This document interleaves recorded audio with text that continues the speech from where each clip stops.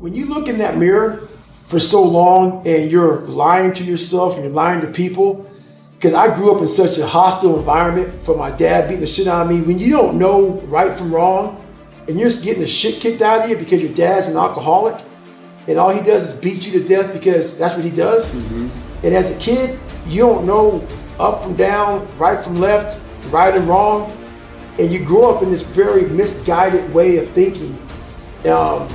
All you want to do is change your circumstances. And in that circumstances, your mom is in that also. So your mom, who's a good woman, you see her start to change. She starts to get lost in the violence of my father. So now you're in this hellhole, and this is where you live, and this is where you exist. So now to find myself, there was no mentors for me. There was no one that said, hey, this is how you do this.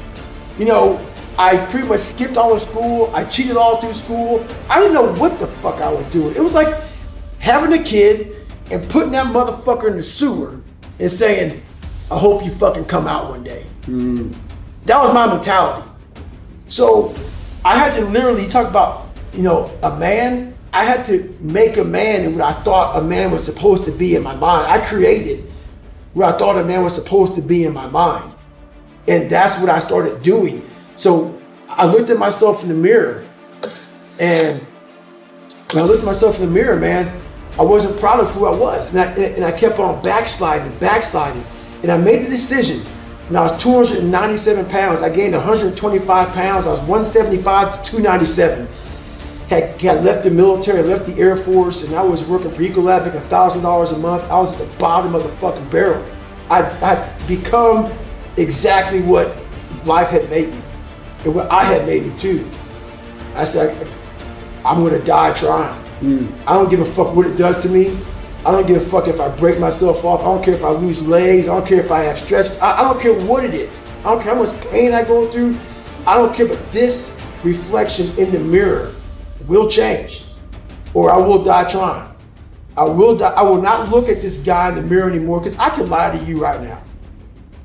I go back to that mirror every fucking night, and I usually shave my head almost every damn night, and I gotta sit there for fucking 15 minutes and look at myself in the mirror. And that reflection is telling me every fucking thing I'm not. And it starts to, some of us are allowed to go away from that. I was haunted. Every day, 24 hours a fucking day, this voice would be in my head. Hey, motherfucker, you ain't shit. This is what you're gonna be the rest of your life, man. To the point I said, you know what? I'm gonna break myself off, man, trying to fix this person. So that's why it's worth it, because now sitting in front of you today, I earned the right to be broken. And people go, man, what does that mean? Every scar, every wound, every broken bone, every issue I had, even all these fucking little marks come my body, it comes from sacrifice, trying to become someone. And I'm not saying do what I did. My life took me down a journey that almost forced me to propel myself to where I went. You get in a real hard situation and you're miserable. That anger is gone. What comes up is real. The real feeling of who you are and where you're at. You don't want to care about the people who made fun of you in high school, or your dad beating the fuck out of you. Because now you become selfish.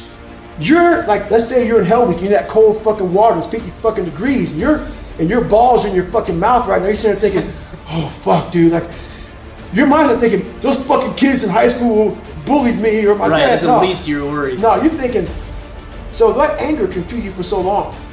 There has to be something so deep in you that drives you. So what really does it for me is I know what we're capable of. And I know that most human beings aren't willing to go where I am. And that's a very, very dangerous thing. I'm not saying I'm better than anybody else. Everybody has this talent. Sure. It's not a talent. It's just realizing that we stop way short of our true potential. So through my life, I realize these things. And I know what gives me fuel is I know that most people who are blessed with so much talent, great parents, great upbringing, didn't come from where I come from. They're gonna quit before me. Having all the tools that they have, they didn't have the ability to examine themselves. When you have everything so nice in life, it's great to have a great life. Yeah, no doubt. But what happens is you don't self-examine. You don't do a live autopsy. When you have a fucked up life, it almost forces you to do a live autopsy. It forces you to find strength from places that no one looks from. Because food is not at the ready. You know, I haven't learned this ability. It's not at the ready. I can't just pick up a book and start reading. Right. There's preparation behind everything I fucking do. There's everything I do has to come with so much fucking preparation. It's despicable. It makes me sick. My own personal life makes me sick. That's why I'm so disciplined now. Without my self-discipline, there is no David Goggins.